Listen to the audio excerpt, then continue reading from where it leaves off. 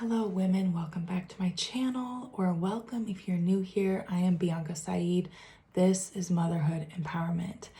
And today I wanted to do an update. I think this is like part 3 or 4 of my update on schooling choices for my children. Mostly it's just my 5, almost 6-year-old right now. So as a brief recap, if you haven't seen the previous videos, I'll put a I'll put a link in the description, but I'll also prompt you to autoplay it after this video as part of the series, because it's really important to have the full context. But let me briefly recap what has been going on. So I am a mom who has chosen to stay home with her children, and I had always planned on homeschooling. However, when it came time to actually embrace that lifestyle, I came up against a lot of obstacles, which, as you may know, when you're living life, it doesn't always go as planned or as anticipated, right? So my reasons for wanting to homeschool is because I just generally don't agree with the rushing and the hierarchy and the sort of, sit down and shut up, busy work, basically going to school for an entire workday's worth of time. I don't agree with any of that. And there's a long list of other reasons, but that is the primary reason, is I don't want my kids to think it's normal to live life in a way that's okay, you must do this, you must do that. Everything's in a strict timetable. You're very rarely home. Your bond with your parents is very limited because the majority of your time is spent with outside authority figures who don't know you very well, who aren't paid great, and who sometimes treat you like shit. And they have a lot of other kids to look after. Don't get me wrong, there's great teachers out there, but it's just like daycare, what public school is state-funded daycare, right? And what private school is parent-funded daycare. It's a daycare mentality where you have to watch these kids, but you also have to teach them things. And you also are held to some kind of standard of performance. Not only do you have to manage the children and look after them, but you also have to make sure that they're performing to a certain standard, right, of testing. It's a lot of pressure for a job. And I don't think that it is the kind of environment that fosters positive relationships between student-teacher, teacher-and-teacher, student-student, the current structure, right? So that's in a nutshell why I was determined to homeschool. Now, when it came time to homeschool, I even moved to one of the regions in my larger region, area, whatever, that has a high emphasis on homeschooling and lots of resources for homeschoolers, flexible schedules for karate and swim and stuff like that, right? However, I live in the DC metro area, and support for parents who choose to stay home is very low unless you're loaded and you want a nanny to do the job, a full-time nanny. Flexible, creative care for children, flexible, creative, quality care for children is very difficult to find.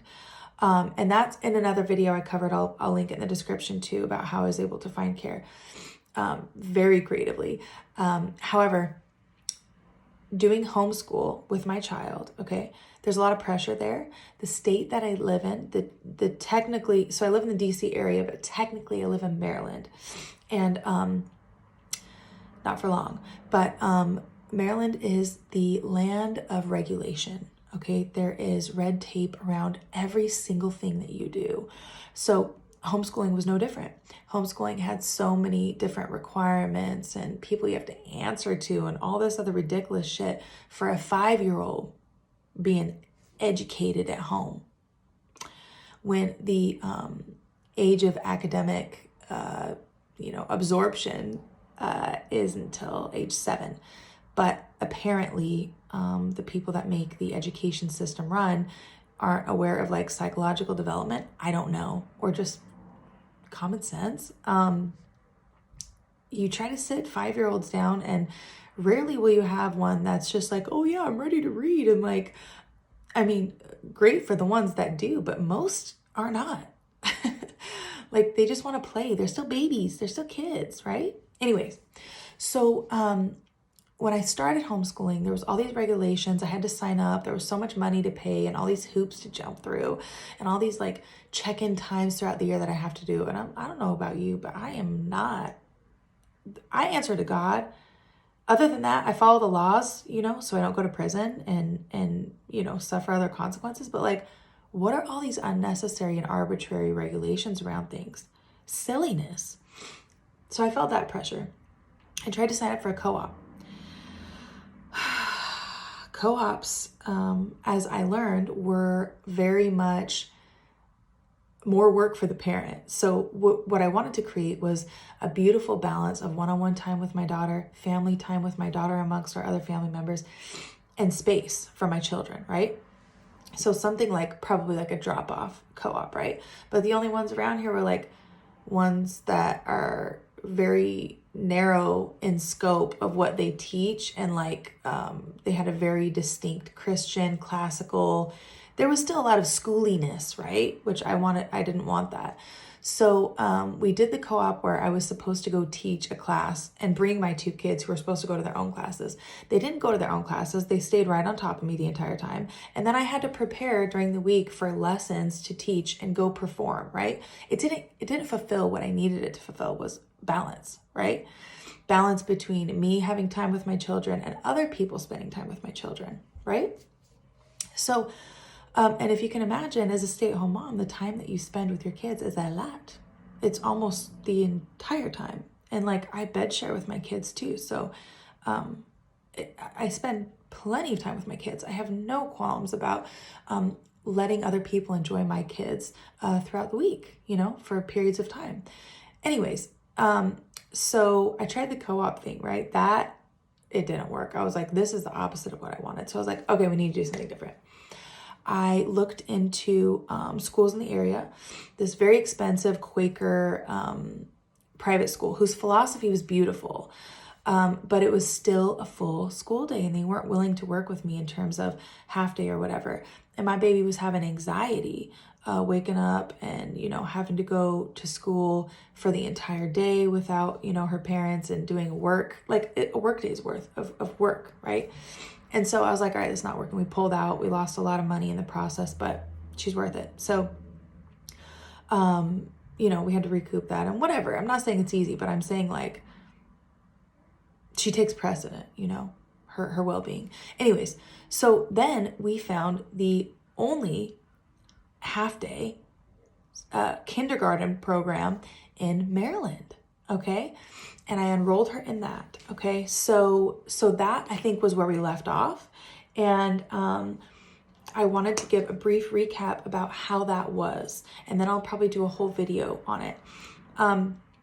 So it didn't work out as well as I thought it would. Now, it did serve a purpose of balance. I was able to spend one-on-one time with my newer child, my almost 2-year-old. I was able to spend some uninterrupted time with him in the mornings when she would go to kindergarten. And she was able to have some social time with friends. However, the downsides was that it was busy work. It was very rushed. Like, I remember I went to one of their Valentine's parties or something like that, and they gave them a bunch of worksheets to do while the parents were there, and they were supposed to like complete them. And the teachers were all stressed out, frenzied, running around, passing out supplies to all the kids. And it was very much like, okay, hurry up, get it done. And then we have to go wash our hands again for the 15th time today because we're transitioning activities. And then, my daughter she's like, I didn't finish. And the teacher's like, we're moving on. I'm like, well, she didn't give you enough time to finish, so don't worry about it. It's whatever. But of course, in her little brain, right, she's like, I was supposed to finish it. I felt really bad for her. And I'm like, I wonder how the regular school day is, So, and then my daughter would tell me things like she doesn't like the teachers because they're mean and they yell at her and whatever. It just wasn't the kind of environment that I wanted to put my child in. However, at the time that I enrolled her, I was desperate for help. I needed help. I needed some more balance. I needed some more space and a different rhythm throughout the day. So it was worth the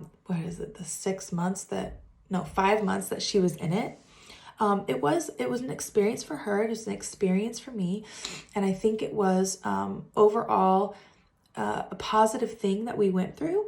And she's not going back to that place. It doesn't even go past kindergarten, but I wouldn't re-enroll her anyways, just because it's much too conventional school for my daughter, for my family. So now where we're at is we are moving to a different state, and we're going to do a religious exemption because of there's different exemptions you can do within different states. This is the one with the most freedom involved, and I have my religious objections to the current school system, whatever. Easy to find those, and so we're gonna try that. And there is a program where we're going where it's a 3-day, and it's like I don't know, 6 hours. My daughter's gonna be a little older. We're gonna try it, but like I said, since I'm I'm a homeschool person who is exempt from the standards and stuff like that for regular school, it won't matter if she wants to stay home Wednesdays and only go Tuesday, Thursday, or whatever, right? Like, I have that leniency to be the ultimate authority over my child's health and well-being and education, which is as it should be for parents, especially in this nation that is supposed to be the freest, right? So that's where we're at now, and I will keep you updated on what happens next. But I want to know what everyone else is doing. Like, leave in the comments, what are you doing? How are you feeling about school and schooling, private school, homeschooling? What do you think? And how can we creatively find the best solution for your family? Because you don't have to settle for whatever you think is available. Like, we can find something, we can change something, we can work together, put our heads together, and do it. All right, ladies, women, until next time.